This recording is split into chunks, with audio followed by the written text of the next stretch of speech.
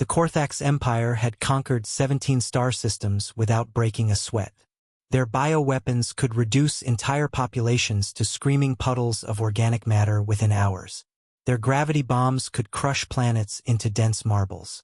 They called themselves the Harbingers of the Void, and for good reason. When they arrived at Earth's doorstep, they expected the usual.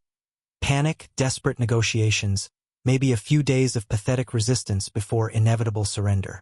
What they got instead was a collective shrug from humanity, followed by something that would haunt their species for millennia. Finally, muttered General Marcus Thompson, watching the Korthax mothership eclipse the sun through the reinforced windows of Earth's Defense Command. We can stop playing nice. The Korthax opened with their signature move, releasing clouds of flesh-eating nanobots over major cities. Tokyo, London, New York, all engulfed in silver swarms designed to devour every living cell they encountered. The alien commanders watched from orbit, expecting to see cities crumble into organic soup. Instead, they witnessed something impossible. The nanobots hit Earth's atmosphere and simply died.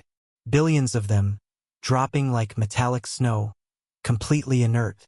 Did they really think we hadn't noticed them watching us for the past decade?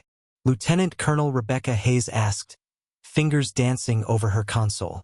We've been seeding our atmosphere with counter-nanites since we first detected their probes. Every breath of air on this planet is now a weapon. The Korthax, confused but undeterred, deployed their gravity bombs. 12 of them, each capable of creating localized black holes that would tear Earth apart from within. The bombs descended through the atmosphere, their alien operators already celebrating another conquered world. The bombs never reached the surface. Instead, they vanished into seemingly empty space, reappearing moments later inside the Korthax fleet. The aliens had exactly 3 seconds to comprehend what happened before their own weapons tore their ships apart from the inside out. Pocket dimension storage, explained Dr. James Patterson to his terrified assistant. We've been folding space since 2157. They throw something at us, we catch it in a dimensional pocket and return to sender. Simple physics, really? But humanity wasn't content with mere defense. Deep beneath the Antarctic ice, Project Pandora activated.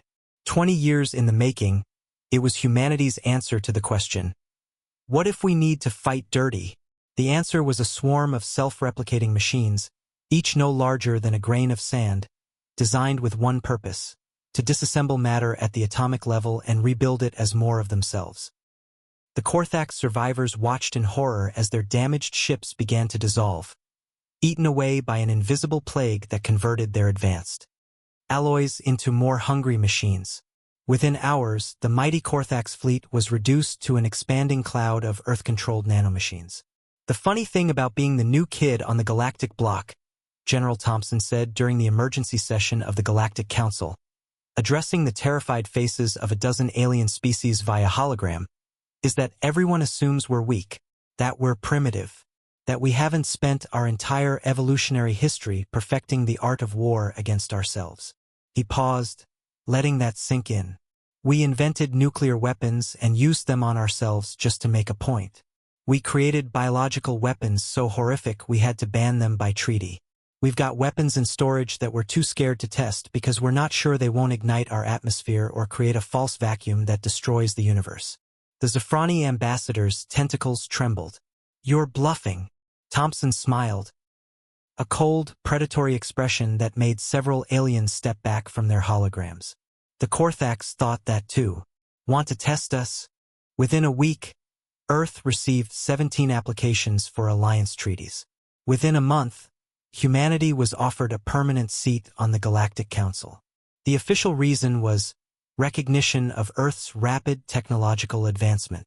The unofficial reason, whispered in the corridors of 1,000 worlds, was fear, because the galaxy had learned a terrible truth. Humans had been holding back. They'd been playing by rules, showing restraint, trying to be civilized. The Korthax had given them an excuse to stop pretending. And somewhere in a classified bunker on Earth, military scientists looked at their stockpile of unused weapons, reality bombs, consciousness viruses, temporal erasure devices, and sighed with disappointment. Maybe next time, they muttered, filing away plans for weapons that would make even Death himself weep. The galaxy would never make that mistake again.